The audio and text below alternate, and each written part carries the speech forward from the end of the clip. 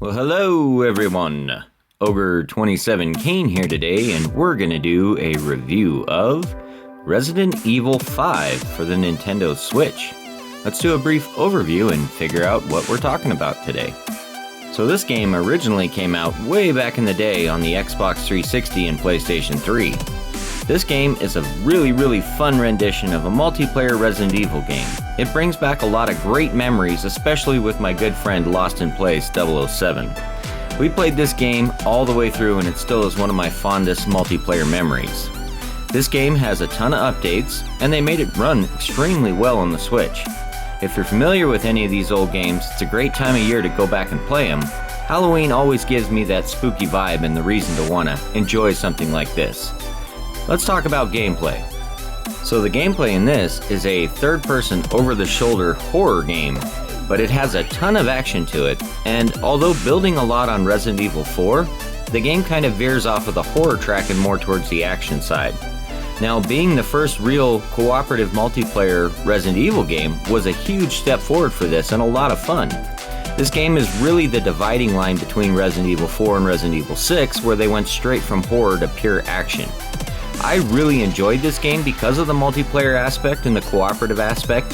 It really does lend itself well to that, much more so I would say than Resident Evil 6. The graphics and animations, sound quality, and everything else in this game is really good. They did a great job porting it over and maintained a very stable 30 FPS throughout the whole game. It does have a few hiccups from time to time, but nothing major, and I never had the game crash on me either. As you can see here, in all the action with everything going crazy, it's stable enough to really keep you going. There are other elements of gameplay too that were enhanced, such as a control scheme and how you go about manipulating your character in a lot of situations. I really like these updates as it does allow you to kind of change things up and use different control schemes. One of the big issues I had with the original of this is how it played more like Resident Evil 4 while still having more action than it needed. Now you can kind of play it with the Resident Evil 6 controls, and it really does lend itself well to what they're doing.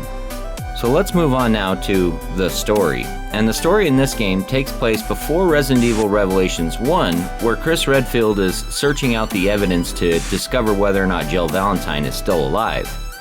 This game ties in really well with Revelations 1 as it basically takes place simultaneously as the beginning of that game.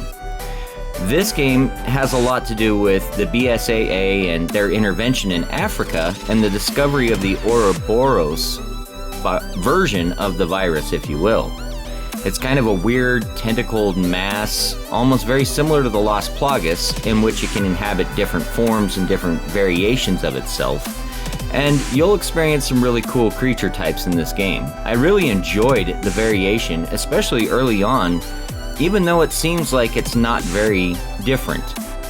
The game also has a ton of different story elements between the two characters in which your partner actually plays a pretty crucial role to the story and actually says some vital things to it. Yes, I know there's a lot of memes out there about kind of how dumb your partner is in this, but it's really, early Resident Evil, mid-Resident Evil storytelling, and a lot of it is built around the horror aspect of it, not necessarily about the strengths of the characters. So let's do controls and audio.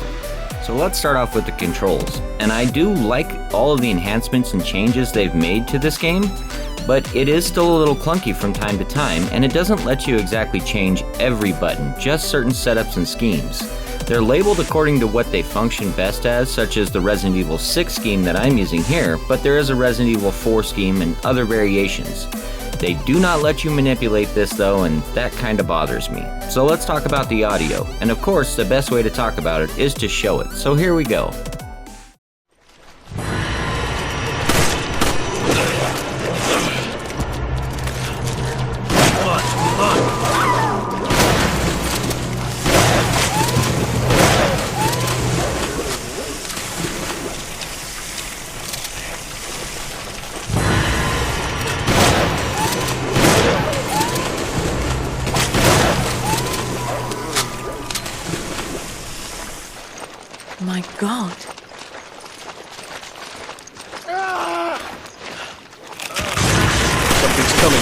Watch out!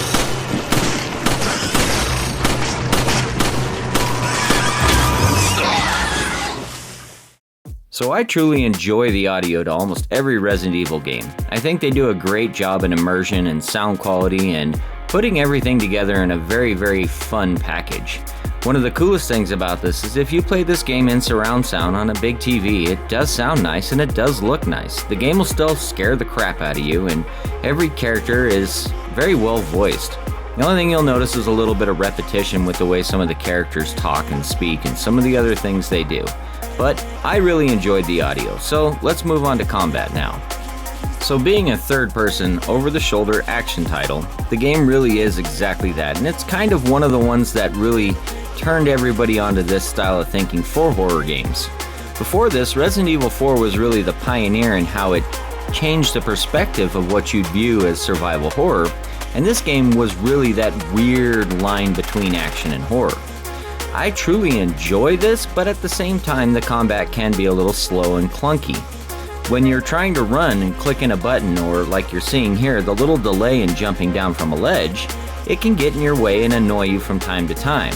Most modern games allow you to basically manipulate ledge crawling and move about in these fashions with no problem. So there is some jank to that, but it's not really anything that'll bother you, and if you really enjoy combat in Resident Evil games, this is a very good version to play in the sense that it does allow you to manipulate between said control schemes. I really do like the fact that I can do this, and it can make the difficulty easier or harder depending on which one you choose. That out of the way though, it's really totally up to you and how you play this game, and whether you use a machine gun or throw grenades or whatever is your weapon of choice, because you got shotguns and assault rifles and everything else, the game really does run well. The combat truly is a highlight of this game. So let's move on now to our graphics and animation section. So normally, this category would be pretty contentious for most Switch games, as a lot of Switch games really do suffer in their porting and performance afterwards. I can happily report though that talented developers at Capcom gave us a great version of this game. It does have a little bit of a choppy frame rate from time to time, but really none of it ever bothered me, and especially during the most important combat scenes, I was able to get through without any issues. I do love the animation and art style, and it really does hold up today, even though it's a 360 PS3 game. Capcom really does do a great job when they port stuff over, and this is no exception. The only downside to this is that there is no physical copy. Yes, you can get it in the triple pack as a download code, and it does stay in your library, but good God, Capcom, please revisit this and give me a physical version, because I would pay $60 for this. This is one of my favorite Resident Evils, and it really is a great experience in how it holds up today. Everything that Capcom has done for this really does show the quality of life improvements and everything that they were really trying to put forth into pushing the Switch early on when this came out. That aside though, I really think you should try this out. Let's do the conclusion now. So in conclusion, this game truly is one of my favorite cooperative multiplayer games, and it really does highlight the emphasis of quality of gameplay for the multiplayer aspect versus loot boxes and other gacha mechanics. This is back before a lot of that stuff got popular, and they were really just trying to make a great cooperative gameplay experience. I really enjoyed this game and I highly recommend it, but I did have to overemphasize once again, no physical version. Boo, Capcom, come on, give me this game again. That aside though, I really think you should try this game. It is worth your money and it's always on sale. You can pick it up roughly for $5, $10, $15 at any given time. And the game is a fantastic experience. So happy Halloween everybody, and thank you for watching this video. It was a blast to make. I upload every single Monday. If you enjoyed this, please like and subscribe, and have a great rest of your day. This is Ogre27 Kane, signing out. Saw the data file from Delta Team, I knew for sure. Jill is still alive. That woman in the data file. Are you even sure it's the same person? We were partners. I'm sure. Wait! Wait! You're not going alone.